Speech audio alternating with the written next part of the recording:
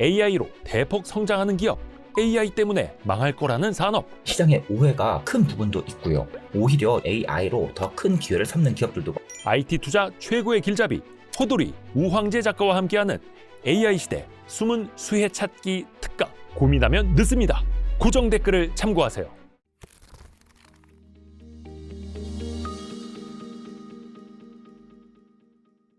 서강대 김정호 교수님 오랜만에 모셨습니다. 안녕하세요. 네, 안녕하십니까. 제가 서강대에서 이제 강의는 안 하고 예. 서강대 교수였습니다. 그러니까 지금은 유튜버. 예. 김정호의 김정호? 경제TV 하고 경제 있습니다. TV. 예. 아니 그 교수님에게 저희가 이제 종종 국내외 경제 소식도 네. 그렇고, 근데 요즘에는 그 경제를 지정학적인, 네. 정치적인 게 너무 많이 좌우를 하다 보니까 그렇죠. 예전에 경제만 가지고 설명하던 그 틀은 전혀 소용이 없어졌어요. 안 맞아요. 경제만으로만 또 봐서는 안 되는 거예요. 예. 예전에는 경제학이라고 하는 게 소위 그 영어로 하면 ceteris paribus라고 하는 게 있었습니다. 예. 그러니까 다른 조건은 다 동일하다고 보면 그러면 수요와 공급이 뭐 어떻게 되고 이런 방식을 썼어요. 그런데 이제는 ceteris paribus가 통하지 않는 거예요. 다른 조건이 항상 변해. 그러니까 전통적인 경제학의 설명력이 네. 이제는 뭐 정말 없어졌다. 그냥 완전히 파괴된 것 같아요. 그 핵심이 트럼프 아닙니까?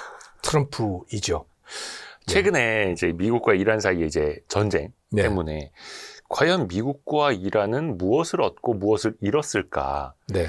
저마다 이제 전쟁은 목적이 있었을 거고, 네. 전쟁이 끝나고 나면 그래도 뭔가 계산기를 두드려 볼 거 아닙니까? 네. 미국이 확실하게 확인한 게 있어요. 예. 군사 강국이다. 확인을 했다. 아무도 못 덤빈다, 미국한테. 그거는 이번에 확실하게 확인을 했고 미국 자신도 아마 몰랐을 거예요. 중국이 이렇게 무력하고 전혀 나서지도 못하는 그런 상황이고 중국의 대공 방어망이 완전히 무력하다라고 하는 것이 그대로 다 입증이 됐고 그러니까 미국은 이번에 정말 압도적인 군사 강국이 된 겁니다. 그게 미국으로서 얻은 가장 큰 수확일 거예요. 압도적인 군사 강국으로서 재확인을 했다. 재확인. 지금까지 그 정도까지일 줄 몰랐고 그리고 중국이 꽤 강할 줄 알았던 것이죠. 많이 올라왔는 줄 알았는데. 네. 그런데 중국의 대공방어망이 뭐 완전히 무용지물이 됐던 거고 예. 그게 그 이란이든 베네수엘라든 간에 3중으로 대공방어망을 다 구성을 하고 있었어요. 네네네. 그 저고도, 중고도, 고고도 이걸 다 구성하고 있었던 거예요. 그런데 네. 무용지물이 된 거죠. 전혀 쓸모 없었던 겁니다. 아무것도 없는 것처럼 돼버린 거예요. 거기서 유일하게 이란이 미군 비행기를 격추한 게 F-15기 격추한 게 하나 있었잖아요. 네네네. 근데 그거는 무슨 레이더로 한 게 아니고 예. 그냥 휴대용 여기 어깨에다가 견착식 그걸 가지고 쏜 게 맞은 거예요. 네. 저공 비행할 때 너무 저공 비행을 한 거예요. 이제 너무 방심한 거죠, 미군이.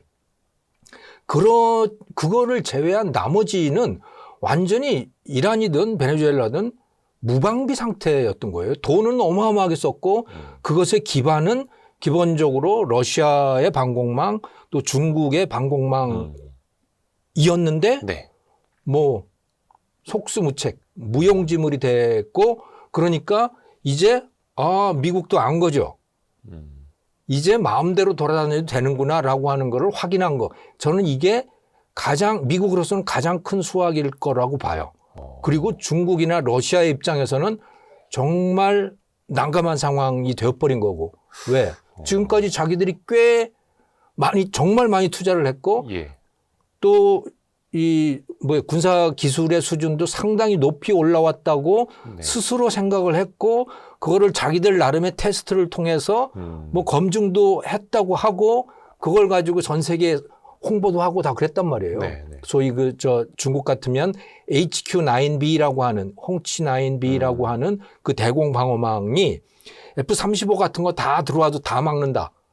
그랬었거든요. 그렇게 말을 해왔는데 전혀 아니었던 거죠. 또 이번에 보면은 트럼프 대통령도 이야기를 했습니다만 좀 중국이 역할을 해라. 네. 그러니까 좀 이란이 중동 다른 걸프 국가들 공격 못하게 좀 역할을 하라라고 했습니다만 뭔가 딱히 큰 목소리를 내지도 않았고 누구 편을 또 들어주지도 않았고 그러니까요. 중국의 스탠스가 그건 좀 완전히 그랬죠. 체면을 구긴 거죠, 중국으로서는. 뭐 그 기사들이나 분석이 나오는 걸 보면 그냥 미국이 군사력을 소진하는 거를 기다리고 있다 이런 거 이렇게 나오는 건데 네. 뭐 그거는 부수적인 효과일 거라고 보고 어차피 전쟁을 하면 저 무기는 쓸 수밖에 없는 거고 그런 네네네. 무기고는 당연히 그만큼 비겠죠. 네. 그게 아니고 나설 수가 없다. 음. 나설 만한 실력이 안 된다는 거예요. 문제는. 거기에 예를 들어 중동에 군사적인 개입을 하려고 하면 네. 항공모함을 보내야 될 거 아닙니까, 거기로. 음. 중국은 거기에 보낼 만한 항공모함이 없는 거예요. 세 척을 지금 건조를 해놨는데, 뭐 있다고는 하는데요. 예, 세 척을 건조를 해놓긴 했는데, 지금 이제 막 시작한 거고, 제대로 훈련도 안 돼 있는 상태고, 실전 경험도 없고. 예, 실전 경험은 뭐 말할 것도 없고요. 그래서, 요번에 다시 한 번 말씀드리지만 미국이 그러니까 다른 나라들하고 비교도 안 될 정도로 군사 강국이라고 하는 게 입증이 됐고 그것의 기반은 기본적으로 말씀하신 대로 실전 경험입니다. 미국처럼 전쟁을 많이 한 나라가 없는 거예요. 그렇죠. 끊임없이 전쟁을 했어요. 그런데 중국 실전 경험이 없죠. 1979년에 베트남하고 싸워서 그것도 지지부진한 뭐 그 승리라고 할 수도 없어요. 네. 그러니까 중국은요 전투 경험이 없는 겁니다. 저게 제대로 싸움을 할지 안 할지 전혀 알 수 없는 군대가 지금 중국 군대고 러시아는 그래도 조금 실전 경험이 있다고 했는데 우크라이나하고 맞닥뜨려 보니까 웬걸 일주일이면 끝난다고 한 전쟁이 지금 5년째 접어들었잖아요. 그리고 최근에는 오히려 러시아가 진다는 쪽의 분석들이 많이 나와요. 왜? 우크라이나가 드론이라든가 로봇이라든가 이런 걸 너무 잘 만들고 있어요, 지금. 네. 그래서 최근에는 그 로봇 군대한테 러시아 병사들이 무조건 항복한 케이스가 나왔습니다. 사람이 전혀 들어가지 않은 군대, 드론과 로봇만으로 구성한 군대인데 네. 그걸 가지고 그 러시아군이 우크라이나 영토를 점령한 지역이 있었거든요. 네. 거기를 공격했는데 그 러시아 군사들이 그냥 항복을 한 항복하고. 거예요, 다. 그래서 탈환을 했어요, 네네네. 우크라이나가. 그러니까 지금 중국도 그렇고 러시아도 그렇고 미국이 정말 두려울 겁니다. 지금 그런 상황이 돼 있는 거예요. 물론 이제 우리 많은 분들의 관심은 경제에 가 있죠. 유가가 그렇죠. 오른다든가 이런 거에 가 있지만 저는 가장 큰 효과는 바로 그거일 거라고 봐요. 군사적으로 압도적인 강국이다, 미국이. 이게 이번에 입증이 됐고 그것이 그 잠재적인 적대 국가인 중국과 러시아를 겁먹게 만들고 있는 것이다. 근데 이란은 그러면 어떻게 계속 전쟁을 하고 있느냐? 그렇죠, 그렇죠. 그거는요, 정규전이 아니잖아요. 테러예요. 테러이고 이란의 입장에서는 종교전쟁인 겁니다. 죽어도 그만인 거고. 최고 지도자가 사망했기 때문에. 예. 그러니까 목숨을 내놓고 순교하겠다라고 하는 전쟁인 거예요. 그리고 미국과 1대1 군사 대결이 아니잖아요, 이게 지금. 군사적인 대결을 하면 이건 상대가 안 되는 거죠. 네. 벌써 이스라엘하고 미국이 이란의 그 군사 목표물 1만 개를 넘게 타격을 했잖아요. 네. 그러니까 군사적으로는 그러니까 말이 안 되는 거예요. 더 이상 싸울 수 없는 상태가 돼야 되는데 계속 이란이 저럴 수 있는 이유는 테러가 되기 때문에 그렇습니다. 그냥 목숨 걸고. 테러라고 하는 거는 군대 대 군대의 전투가 아니고 테러리스트들이 민간을 공격하는 거예요. 네. 그 민간은 유조선이기도 하고 가스 운반선이기도 하고 또 주변 걸프 국가들의 석유시설, 네. 공항, 뭐 주거시설 이런 것들이잖아요. 네. 그러니까 그거는 군사 대 군사가 아니에요. 그런 전쟁이기 때문에 이란은 전쟁을 할 수 있는 거예요. 그리고 그런 테러 전쟁에 미국이 지금 약한 겁니다. 그렇죠. 왜? 그럼 이제 국민들이, 지금 민주국가니까 국민들이 불만이 생길 거 아닙니까? 네. 그 전쟁 왜 하는데? 라는 반문을 자꾸 하게 될 거 아니에요. 돈 쓰고 물가 올라가니까. 네. 뭐 때문에 그런 전쟁을 하느냐. 예. 그냥 미국만 잘 먹고 잘 살면 되지. 라고 사실 하는 또 게. 그게 트럼프 대통령이 내세웠던 기치이기도 그렇죠. 한데. 그렇죠. 예. 그런데 사실은 이란은 계속 불편한 거예요. 이란이라고 하는 존재가. 왜? 이게 테러리스트들이고 언제 중동 지역에 무슨 문제를 일으킬지 알 수 없고 네. 거기다가 이스라엘이 또 호시탐탐 이란을 노리고 있는 거고 네. 그러니 이제 사전에 이거를 해결을 하려고 했겠죠. 핵무기 만들기 전에. 예. 그래서 화근을 없애려고 했는데 그리고 실제로 화근을 없앴죠. 네. 화근을 없앴어요. 처음에 시작할 때 하메네이를 포함해서 최고 지도부 40명을 싹 다 참수작전으로 다 그냥 몰살시켜 버렸잖아요. 그러면 해결이 돼야 되는 거예요. 근데 그 예상이 완전히 깨진 겁니다. 최고 지도부를 다 없앴는데 그러면 전쟁은 끝나야 되는데 이란 군부는 지지부진하고 갈팡질팡하고 그래야 되는데 그게 아니었던 거예요. 그리고 테러전이 시작이 된 거고 그러다 보니까 그것에 미국이 지금 쩔쩔매고 있는 겁니다. 그러니까 사실 그게 예상이 안 됐던 바는 아닐 텐데. 그렇죠. 베네수엘라처럼 생각했던 것 같고 너무 쉽게. 예, 베네수엘라는 아주 깨끗하게 끝났잖아요. 네. 예, 거기다가 네타냐후가 트럼프 대통령을 설득을 했고 그가 가져온 그 모사드가 제공한 그 내부 정보들이 상당히 신빙성이 있었고 타격을 하면 지도부를 다 죽일 수 있겠구나라고 하는 거를 확인했고 그걸 한 거죠. 네. 그런데 이게 종교전쟁이 되리라고는 예상을 못했던 것 같아요. 그게 또 이란 입장에서 보면 순교고 미국 입장에서 보면 테러일 수 있고 그러다 네. 보니까 이게 장기전으로 가면 또 불리한 거는 트럼프 입장이고. 그렇죠. 정치적인 거고 미국은 그러니까 이란은 국민의 여론이라고 하는 게 필요 없어요. 그 권력을 장악하고 있는 그 혁명 수비대 또 종교 지도부 이들만 생존할 수 있으면 전쟁이 가능하다. 하지만 미국은 민주주의 국가잖아요. 네. 그러니까 여론을 감안하지 않을 수 없는 거고 11월 달에 또 선거가 있는 있으니까. 거고 그러니까 미국이 이제 불리해진 거죠. 트럼프가 불리해진 거죠. 그걸 또 정확히 이란도 알고 있었고. 정확히 그러니까 알고 뭐 있는 호르무즈 해협 봉쇄하고 예. 그랬겠죠.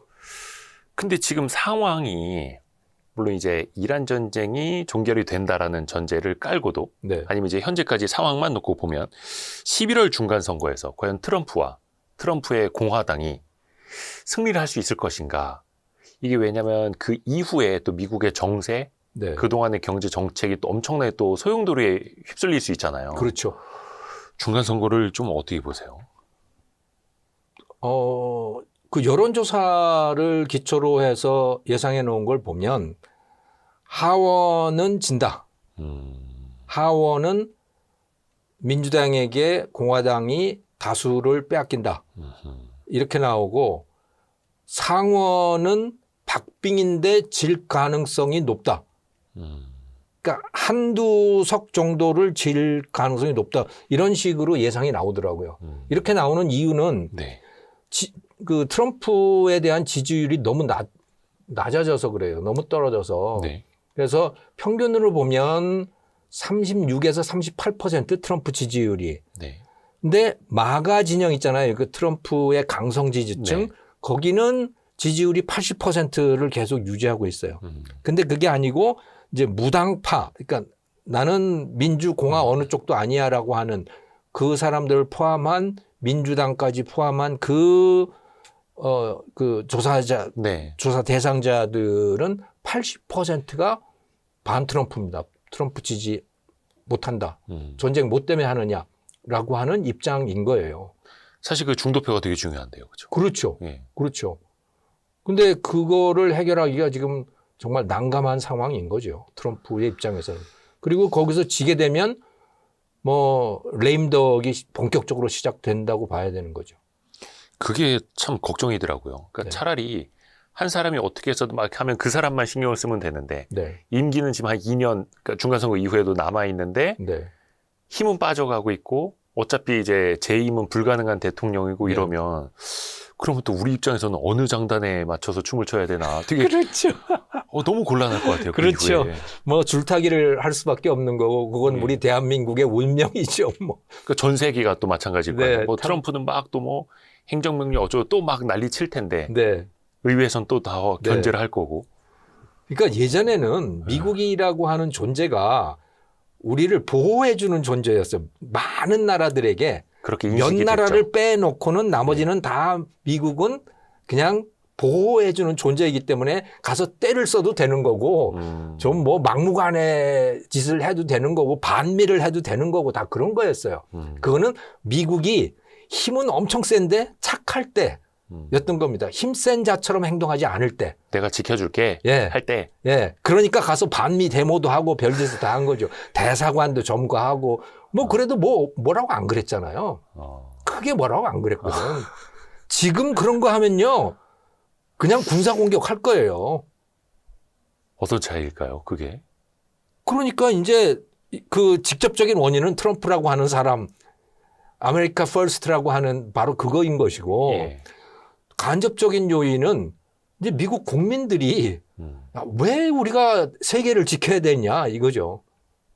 왜 우리가 우리 돈 내고 우리 청년들의 목숨을 내놓아 가면서 쟤네들을 지켜줘야 되느냐라고 하는 거예요. 우리가 힘이 있으면 우리 이익을 챙기면 되는 거지 그 힘으로. 그렇게 분위기가 바뀐 거죠.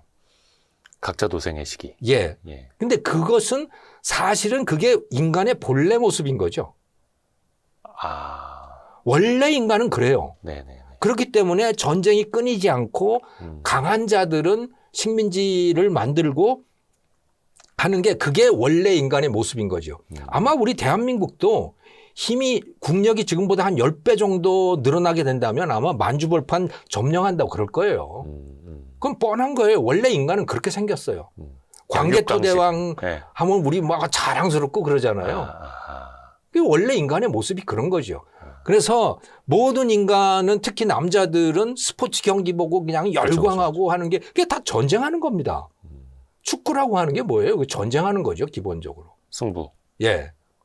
저 상대방, 적을 누르고 죽이고 하는 게 그게 인간의 원래 본능인 거죠. 축구도 그렇고 미식 축구도 그렇고 어떻게 보면 이제 영역 확장, 땅 따먹기. 그렇죠. 땅 하는 따먹기 거고요. 하는 거고. 예. 그런데 지난 80년이 아주 이상한 시기였던 겁니다.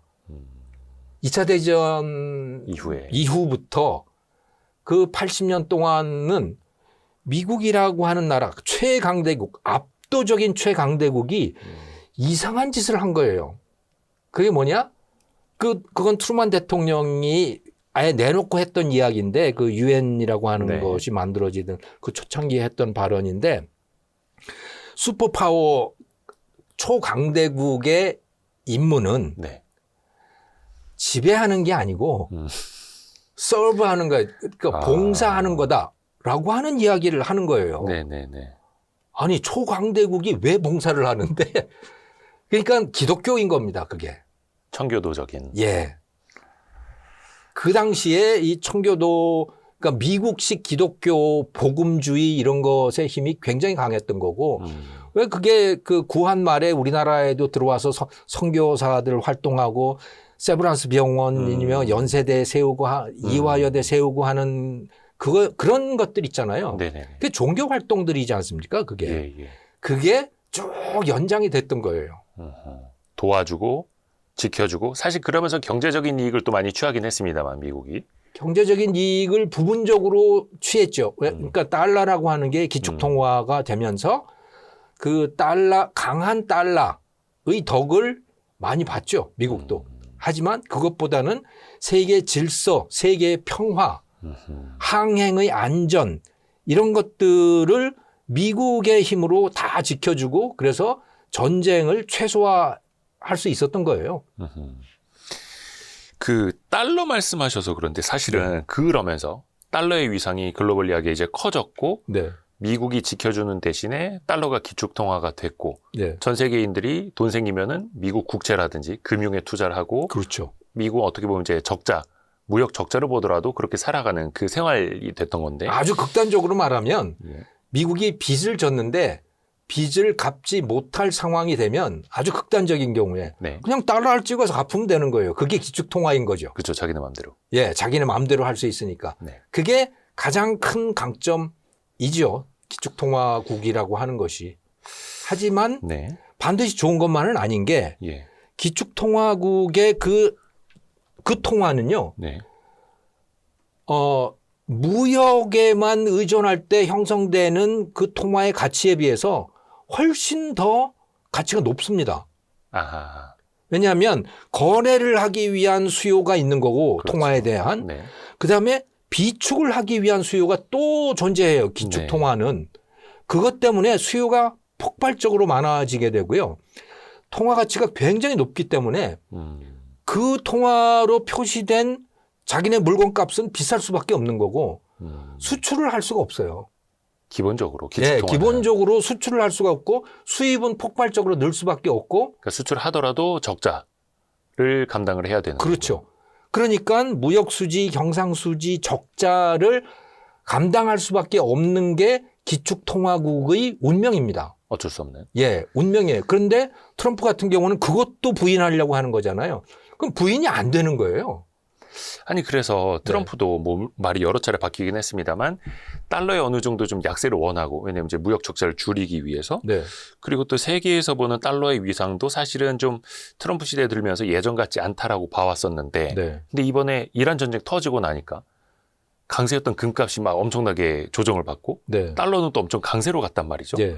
이건 좀 어떻게 이해를 해야 될까요? 그러니까 트럼프 시대 특히 이 상호관세 부과를 하면서 네. 달러 가치가 떨어지고 그러니까 금값이 올라가고 이렇게 네, 됐잖아요. 예. 그런데 그 금값이라고 하는 것이 늘 보면 지난 한 50년 이제 전쟁과 금값의 관계를 보면요. 네. 80년대 이후부터는 특히 더 그런데 전쟁이 나기 전에는 금값이 쫙 올라가더라고요. 근데 막상 전쟁이 터지면 금값이 좀 떨어져요. 어허. 그런데 떨어진 상태가 그 전쟁 이전에 높아지기 이전의 상태보다는 여전히 높아요.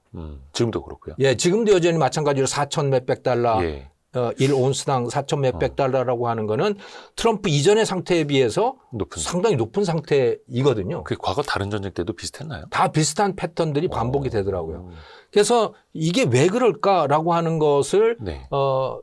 그 해석을 해보면 첫째는 유동성 문제인 거죠. 전쟁이 터지게 되면 갑자기 돈들이 많이 필요해지기 때문에 뭔가를 처분을 해야 된다. 달러를 많이 가지고 있어야 된다라고 네. 하는 거예요. 달러를 가지기 위해서 뭔가를 처분을 하는데 그 처분하는 거는 금일 때가 많다. 왜? 많이 올랐기 때문에 그러니까 그 현금화를 하기에도 가장 좋은 것 이런 것이고요. 그리고 최근에는 워낙 또 이 종이금들이 많아져서 종이금이요. 예, 그러니까 코인들 가상자산이요? 금 ETF죠. 금 실물을 가지는 게 아니고 금 실물을 거래하게 되면 사실은 거래가 그렇게 쉽지가 않을 텐데 종이금들인 거예요. 금 ETF들인 거예요. 그러니까 이거는 금 실물금에 대한 투자를 하는 게 아니고 금 가격에 대한 투자를 하는 겁니다. 그렇죠. 예. 금 가격이 변함에 따라서 뭐 이익이 생기고 미치고 하는 뭐 그런 금융 상품들이잖아요. 네. 그렇게 되다 보니 그런 게 많아지다가 보니까 금 실물이 공급이 없는데도 금을 산 사람들이 굉장히 많았고 네네네. 그리고 처분하기도 매우 쉽고 이게 이런 요인들이 있었던 거예요. 그래서 그렇죠. 금의 금융화라고 하는 거, 종이금의 등장이라고 하는 게 또 금의 처분을 더욱 쉽게 만들었다. 이런 이야기들이 많이 있더라고요. 그리고 또 하나는 이제 소위 마진콜이라고 하는 거 이건 많이 들어보셨을 겁니다. 네. 그러니까 전쟁이 나면 주식이 떨어지니까 그 지금까지 주식을 자기가 살려고 하는 주식을 담보로 하는 조건으로 돈을 빌린 사람들. 네. 그런 사람들은 이제 주식이 담보일 거 아닙니까? 네. 근데 그 주식 가치가 떨어지니까 그 채권자가 돈 집어넣어.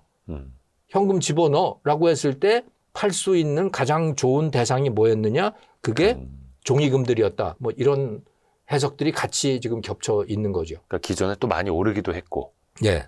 수익을 본 상태에서 예. 그걸 수익 팔아서 실현을 하는 거, 그다음에 유동성이 필요하다. 달러 유동성이 필요해진다라고 하는 거. 그러게요. 참 이게 신기합니다. 항상 달러는 미국의 위상이 떨어지면 약세일 거라고 보는 사람들도 있는 반면에 항상 위기가 닥치면 달러로 또 돈이 몰려가고. 예. 그래서 항상 그 달러 강세를 스마일 곡선이라고도 하잖아요. 그렇죠. 경제가 안 그렇죠. 좋을 때도 달러가 강세고 예. 경제가 너무 좋을 때도 또 달러가 강세고. 그러니까 2008년 글로벌 금융위기 때 예. 그 금융위기는 미국이 버리면- 주범이었어요. 그렇죠. 미국 때문에 생긴 금융위기인데 네. 그 위기가 닥치니까 또 달러 값이 또 올라가고. 신흥국들만 또 죽어나고. 예. 그게 근데 그걸 팬데믹 때도 대체할 그랬고. 방법이 없습니다. 그 대체가 안 되는 거예요. 그게 위안화가 대체한다는 얘기가 굉장히 많았었잖아요. 많았죠. 그런데 위안화는 기본적으로 기축통화가 될 수가 없습니다. 구조가 그렇게 될 수가 없는 거예요. 첫째, 기축통화는 운명적으로 무역수지 적자를 볼 수밖에 없다 그랬잖아요. 네, 기축통화국은. 중국은 그거를 못해요. 그렇죠. 제조 국가니까. 예, 제조 강국이고 수출을 많이 해야 되기 때문에 위안화는 값을 떨어뜨릴 수밖에 없습니다. 인위적으로 계속 굉장히 낮은 상태를 유지하고 있는 거예요. 네. 수출 때문에. 그런데 이게 기축통화가 된다. 그러면요, 점점 위안화 가치가 높아지게 되고요. 네. 그러면 수출은 줄어들 수밖에 없어요. 그거는 중국이 감당할 수 없는 거예요. 감당할 수도 없을 뿐더러 원하지도 않아요. 그런 걸. 거기다가 제대로 된 기축통화국이 되려면 외환 거래가 자유화돼야 됩니다. 위안화를 마음대로 다른 통화와 주고받고 사고 그렇죠. 팔고 송금하고 하는 게 자유로워야 돼요. 네. 그런데 그거 용납할 수 없잖아요, 중국이. 아하. 또 통제를 하니까 여러 가지로. 그건 용납할 수 없는 겁니다. 중국이 2008년 이후에 어느 정도 그런 금융 자유화를 했었어요. 처음에는 좀 이제 국제 통화를 만들겠다고 그런 프로젝트에 착수를 했던 겁니다. 네. 그러다가 2015년에 샹하이 증시가 폭락을 한번 한 거예요. 네. 외국 자본이 쫙 빠져나가면서. 네네. 그러니까 뜨거 한 거죠. 이거 자본 자유화 안 된다. 그래서 다시 통제로 들어갔습니다.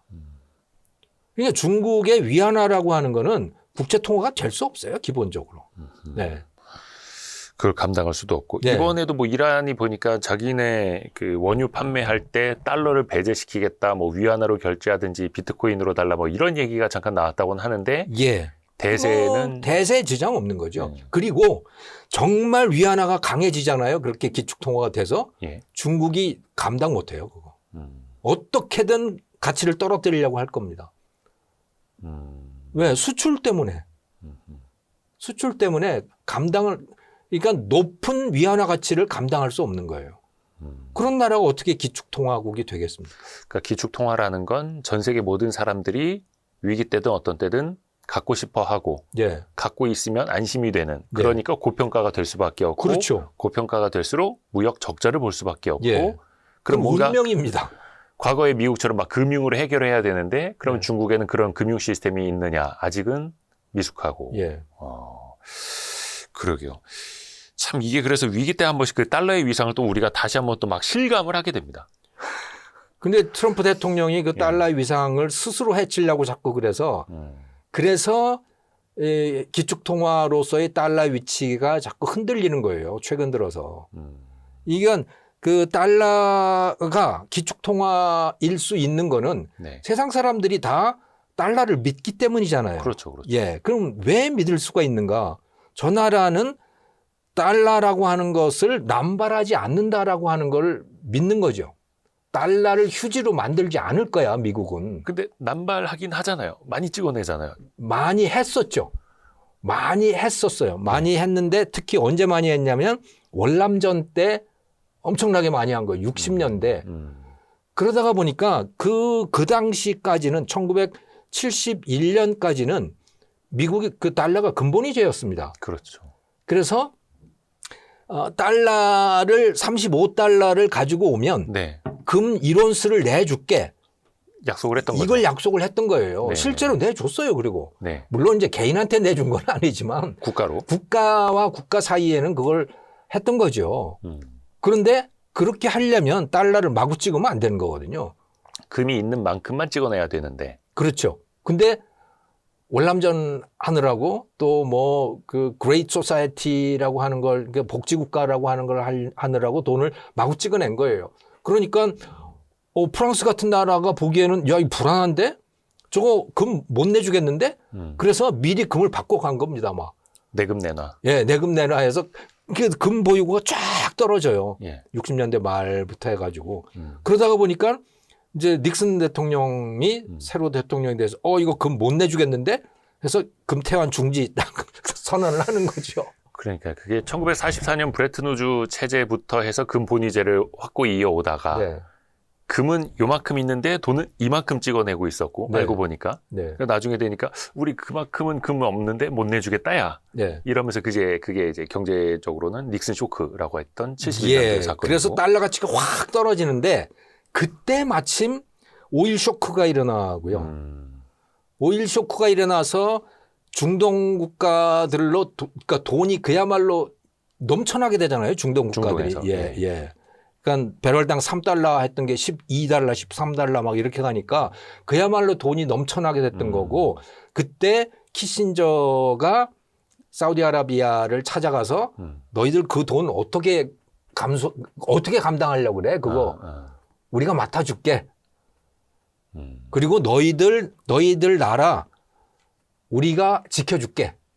그래서 거기에 미군 주둔시키고 안전보장 다 약속하고 그 대신에 석유 거래할 때 달러로 거래해. 이런 약속을 하는 거죠. 그리고 돈 남는 거 있으면 그거 가지고 미국 국채 사들이고 미국 은행에다가 예치하고 이렇게 해. 그러면서 페트로달러 체제라고 하는 게 형성이 되는 거고 달러에 대한 수요가 다시 늘어나게 되는 겁니다. 그러면서 또 달러는 그 기축통화 위상이 흔들리지 않았고 예. 더 강력해졌고요. 그렇죠. 사실 이게 영화에서 많이 나오는 나와바리를 관리하는 건달들의 모습이랑 사실은 크게 차이는 없어요. 원래 그냥 이게 사람과 사람 간의 야생. 관계라고 하는 거는 그래도 국내에서는 법이라고 하는 게 있잖아요. 그러니까 체면도 차리고 예의도 지키고 이렇게 하는데 네.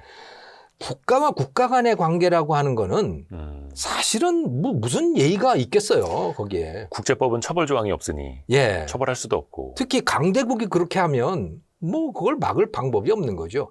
그나마도 미국은 지난 80년 동안에 비교적 점잖은 그런 강대국이었다. 비교적. 예, 비교적 점잖은. 역사에 유례가 없을 정도로 비교적 점잖은 나라.